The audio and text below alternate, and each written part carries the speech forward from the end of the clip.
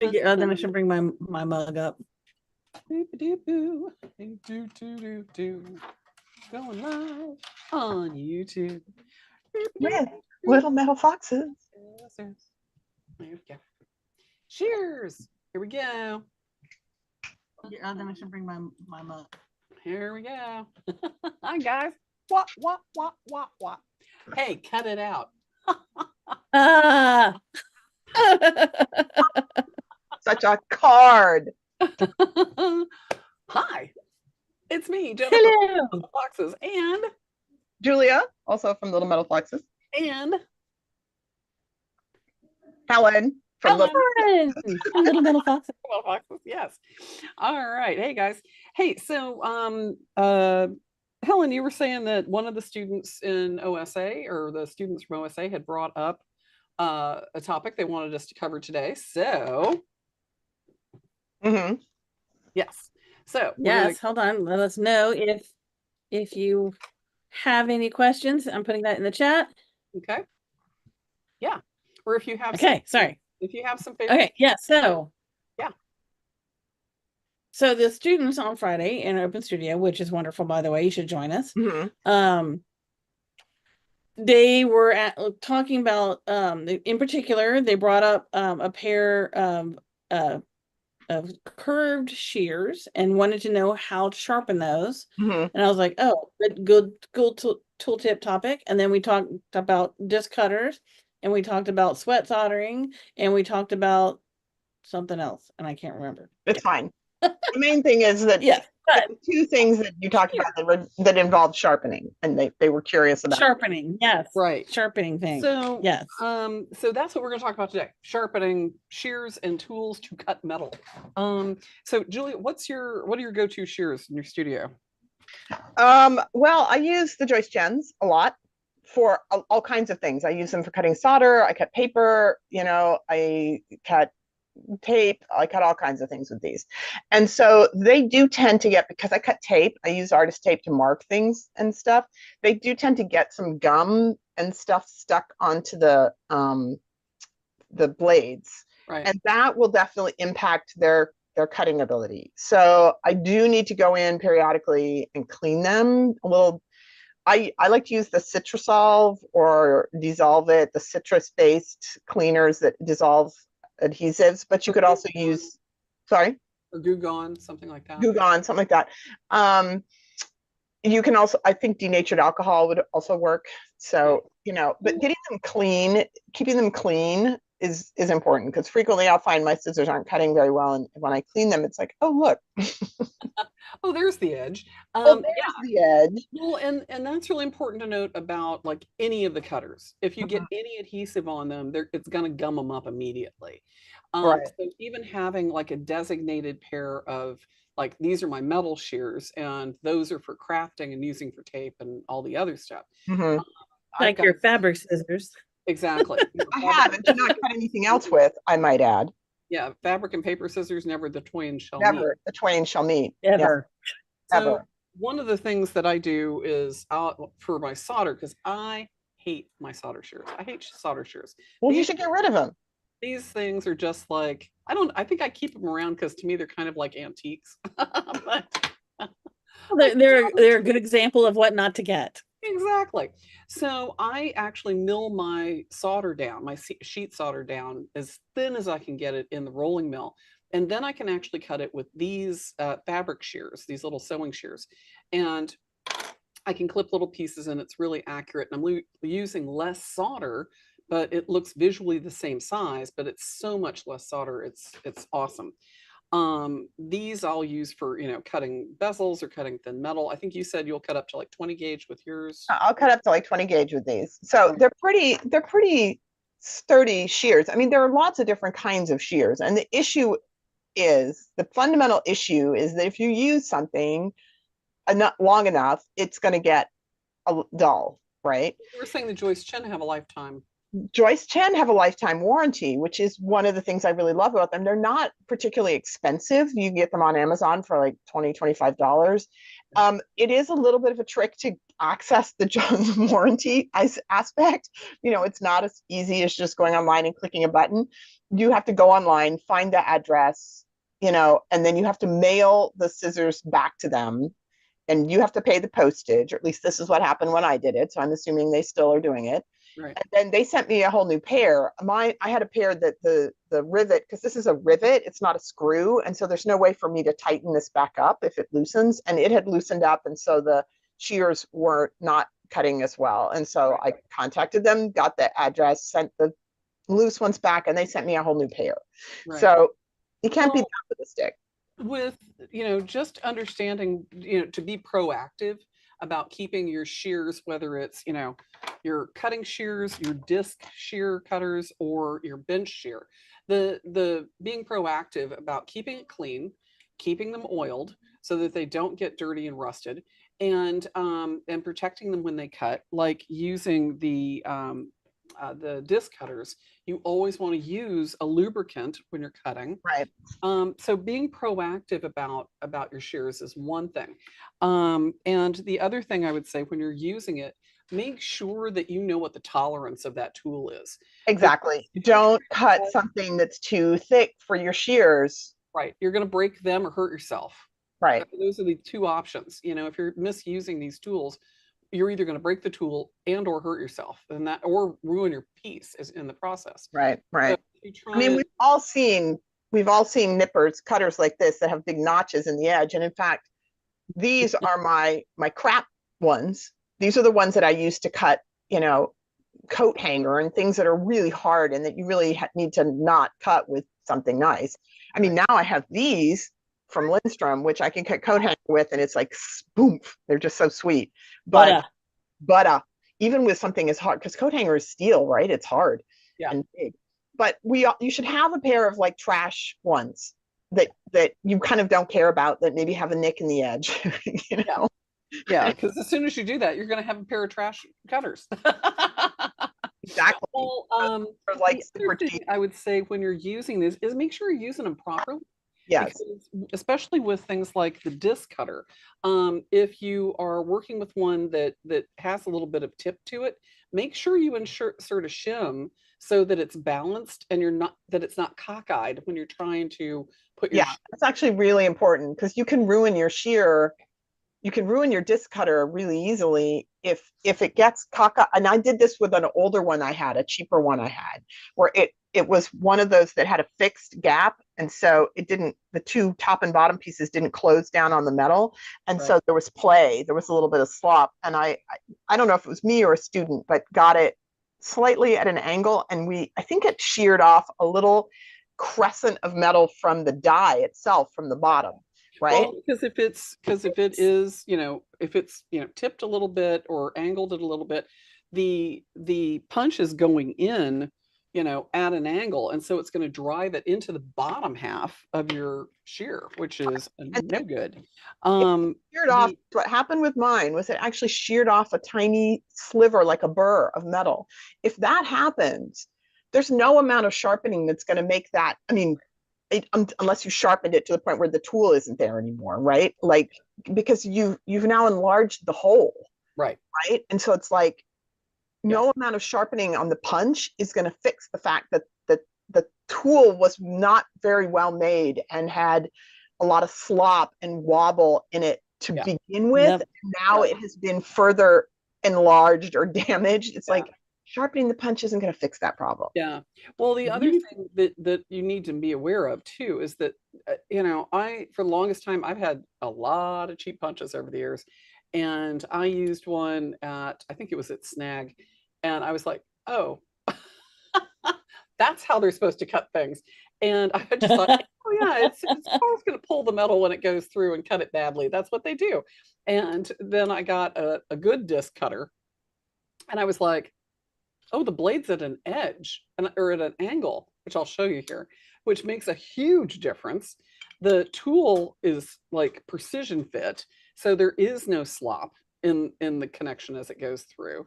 And the other thing that's really nice about the more expensive ones like this one is it's got 3 points of contact holding it, so it's going to stay aligned. It's not going to. You should still shim it.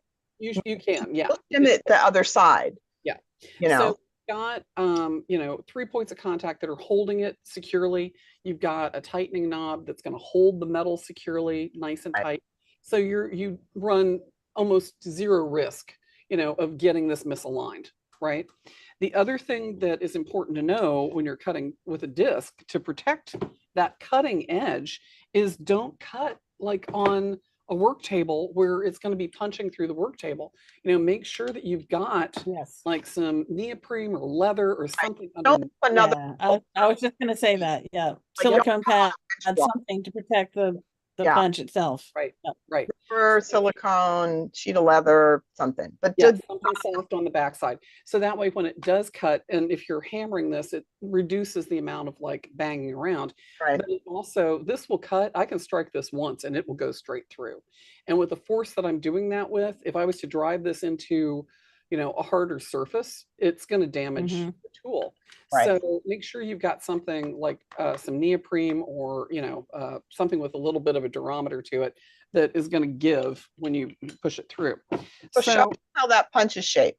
okay, let's show that because this is important to see. Show that punch. Show that punch. And this is, and we're working up to talking about sharpening. And this is actually one of the things that's key about this is that this punch is not flat on the bottom. Right. Good ones, the Good cheap ones are not on the flat on the bottom. Exactly right. ones are not flat on the bottom. Right.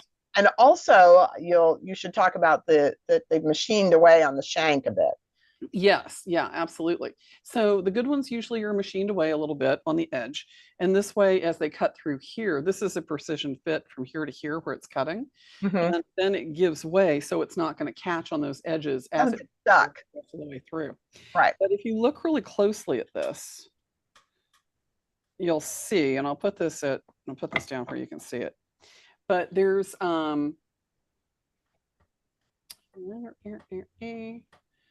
Tip it back towards you a little bit more. there we go. You can There we see go. there's a little bit of an angle. It's not square. Right. So She has the yeah. there you go. Yeah. So you can see that angle on this side where it's when it's sitting flat. It's about what, a 5-degree angle, I think. It's about that, about Or 5. less. Yeah. So that angle is really important. There we go. So you can see it. It's like I think it was 5 or 10-degree angle Mhm. on these. So it actually has a leading edge as it's cutting and acts like a shear. Mhm. And a lot of the less expensive punches are flat on the bottom, and they are not cut well. I mean, and it takes a lot of work to get through the metal. But also knowing what the parameters, what my limitations of sheet thickness I can cut with is really important with my tools. So you don't want to abuse the tool either. Yeah, that made a huge difference when once I switched to a better version of a disc cutter. First time, I'll hit it with a big hammer, and I would definitely recommend get a big brass hammer. And I think this is a Right. what, Because the 10 brass pound, 5 head pound, 10 is pound. softer than the steel of the punch. And so the brass deforms rather than mushrooming over the top edge of the punch. Because if you mushroom over the top edge of the punch, and this is particularly a problem for ones that aren't Oh milled, yeah. then it's bigger than the hole it's trying to go through. And so then it will get stuck. Right. The other thing people will do to damage their punches is it gets stuck and then they'll turn the whole deal upside down Oh, and they'll hit the punch face with a steel tool. And it's like, no, people, never. If it gets stuck in the punch, turn it upside down, hang it over a can or something, and then take a piece of a wooden dowel and use a hammer to very gently back it back out. But yeah, I've seen so many, especially in school situations, where they're hitting this with a big steel hammer. And it's like, no. Get a big dead blow brass hammer that's gonna hit it. And you can see the deformation on this thing. I mean, it's just, it tears it up. And the brass, these are a couple of bucks. These are not expensive at all. And I can hit this thing one time and it will punch straight through. So if you're sitting there and like banging away with a steel hammer, that's not going to work. It's just so mess up the everything. upshot is don't do take it. good care of your tool, use your tool appropriately, lubricate, buy a good one, lubricate it, know how thick of a metal you should use, Right. shim the opposite side, do everything Yeah. correctly, So, put something soft underneath it. In other words, protect the edge. Now, and use a lubricant. And then what don't you do? and then if it's dull, if it gets dull, what do you do to sharpen it? You send it off to a You professional. take it to a professional, people, because if you try to sharpen this on your own, you will just destroy it. You will just ruin it. So, unless you're a professional. unless you're a professional, if you're a professional and you have all the jigs and you know how to do it, great. That's Let me awesome. clarify that. It's not Unless you're a professional engineer who sharpens tools. right. Unless you're a professional machine shop.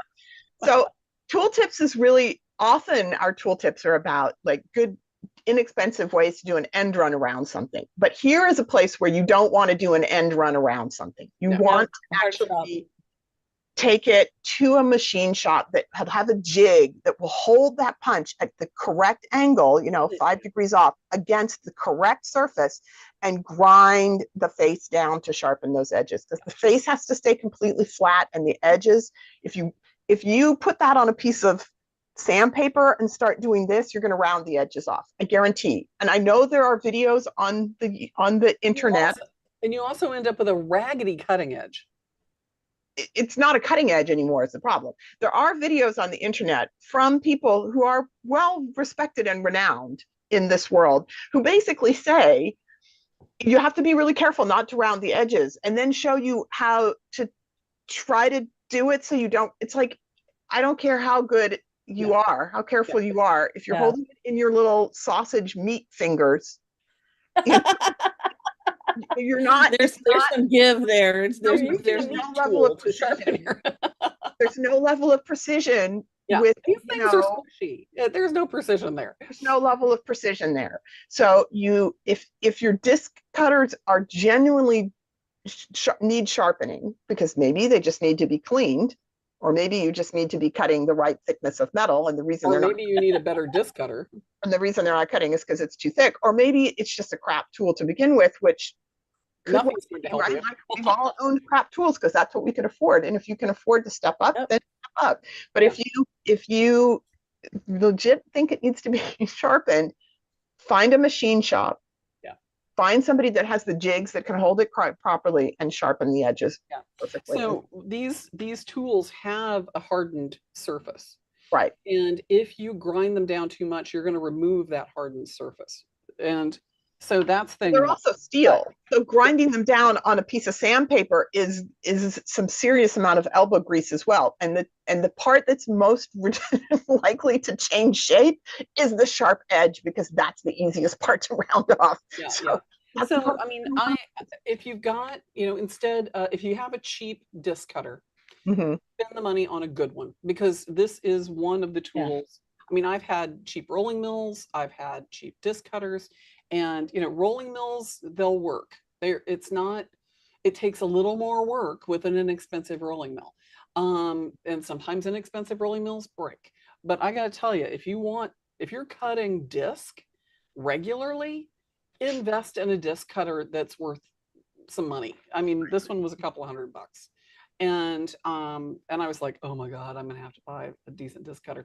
And once I did, I was like, oh, it was game changer. I mean, just instantly, I knew the difference. And I felt really stupid for not doing it, just earlier. It's not necessarily stupidity. If you can't afford it, you can't afford it. But it was just ignorance. I didn't know that there was. I'm like, what's the difference in a cheap disc cutter versus an expensive one? They're doing the same thing. Right. I mean, it is hard because we're not going in like when we went to Spain and we went to Del Valle, and we could go in and we could have tested out a disc cutter and they could have shown us the differences between different ones. Right. But nowadays you're buying stuff online. And so unless you buy two. But the thing is, like this one, Zappos. The thing about this one and the thing about like Lindstrom cutters, those things are not, those edges are not accidental. It isn't just about, or it's okay, or it's going to work. No, everything is machined down to a very specific cutting edge. And the same is true with your shears. If you've got a good pair of shears, have a professional knife and shear sharpener sharpen them. Yes. With Don't take it to your local hardware store and give it to the guy who sharpens lawnmower blades, right? I no, no. mean, those guys, those people do a great job for the things that they're doing. But if it's a precision tool, Jennifer, I think you had a great suggestion because of where you used to work about Yeah. how to find somebody who actually knows what they're doing when they're sharpening shear. Absolutely. Yeah. We had, many, many years ago, I was working at a salon and I was, I was working in the retail part of what we did, not the salon part. And the fact that those shears were, $300 to $500 for their scissors, I Yeah. was like, what? Yeah. Like, don't they just cut hair? And they were like, oh, oh Well, no. And I'm like, yes, those but those blades on those on a good precision cutting shear for hair, those things are surgically sharp. And yeah, we had somebody that came in once a month, and he came in and sharpened all their shears, and there was, it was like a $50 charge to sharpen them, but that was a drop in the bucket for what those things are worth and to keep them yeah, maintained and to do it yeah. right. I mean, it's like the difference Very between, easy to mess them up. yeah, Yeah. and the difference, I mean, you can really tell if somebody's cutting your hair and it goes like when it cuts through Yeah. your hair, and shears that you can't even hear cut through your hair. It's like, Yeah. All you you're like, hear is yeah, the wind at their back is all you hear. Yes. I mean, hair shears, now to be fair, shears to cut hair because they're cutting stuff that's moving, are the blades are very slightly curved Right. so that they're only ever touching sort of in one spot as they're going along. And so people who try to sharpen those will try to sharpen the flat side and they will ruin the curve, which makes them cut hair the way they cut hair. So again, you really need to have somebody sharpen the tool who knows how to sharpen that kind of tool. I mean, if Um, you're talking about long and so this is why I would say if you've got a high quality pair of cutters or shears, like this is one of the Lindstroms, and this is one of the newest Lindstroms. These things are delicious. These are amazing. First oh thing you yes. want to do is this one has a screw that instead of a rivet. So first of Yeah. all, before anything, make sure your shears are clean and then make sure they're tight, right? Because if this screw is loose, then they're not going to cut properly. And if they're still not cutting properly, and they're good quality ones, contact the manufacturer about reconditioning. Because I know Lindstrom has a program where they're working on, they used to have it and then it went away and now they're re-upping it, of having a program to help help people get their tools back in their hands quickly if they need to be. Because some people, if you use something as delicate as this enough, even if you're using it appropriately, it does eventually dull. And so, even the expensive ones need to be reconditioned. yeah, I But mean, talk to the manufacturer, go back to the horse's mouth, right? I actually have like a visual gap. They're sloppy as all get out, and it's like trying to cut metal. It's trying to cut paper with two crayons because it's just like, so. I mean, yeah, these are my antique version that look cute on the wall, but yeah, I don't use them at all because So these are my go-tos. These are my go-tos. And if you have something like a bench shear as well, same thing. It's got two cutting edges that meet just perfectly to be able to cut metal. Know what the tolerances are. Keep those blades clean. Keep them from getting rusted. Cover them up so they don't get, collecting. stuff on them. Bench shear blades. I know my diacro, I have a little diacro shear, and bench shear blades are usually, it's a big rectangular piece of metal.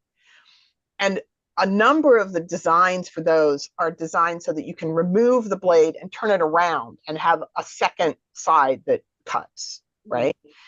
Um, never, ever, ever try to sharpen those either because it's the same kind of thing. Now, in addition to the fact that you have these perfectly aligned angles, it's very long, and so you're going to screw it up. You're going to make divots and whatnot. If it has to be sharpened, if you've got some rust on it or something, take it to a machine shop and have them mill it It really is worth it to take it to mill it properly for you. quality You know, a disc cutter. No, Yeah. yeah.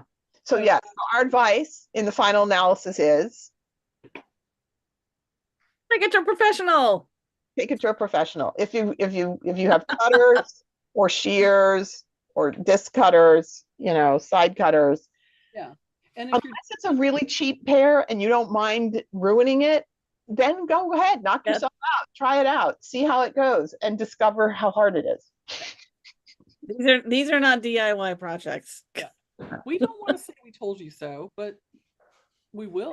I mean, it is possible to sharpen drill bits, for example. And there are people, I mean, in the olden days when people made their own drill bits, of course they had to sharpen them.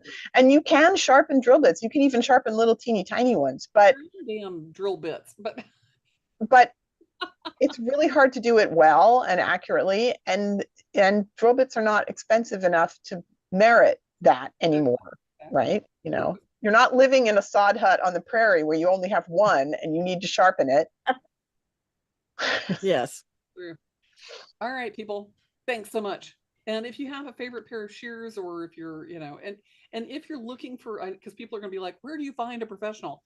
If there were Yellow Pages, I'd say that. But you know what? There's Google. So check your area for scissor and knife people that sharpen blades.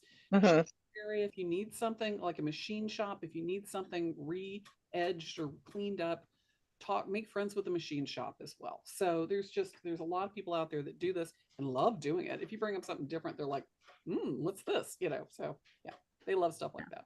Yeah. Yeah. And ask your hairstylist where they get their shears Yep. done. So they'll be happy to recommend somebody.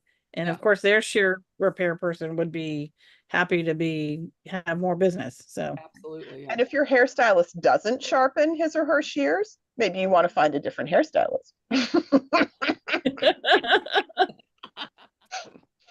All right, you guys have a great week. And check us out on Open Studio Access. We can answer lots of questions there. And yeah, we've got a bunch of classes coming up. So we'll see you guys later. Bye. all right.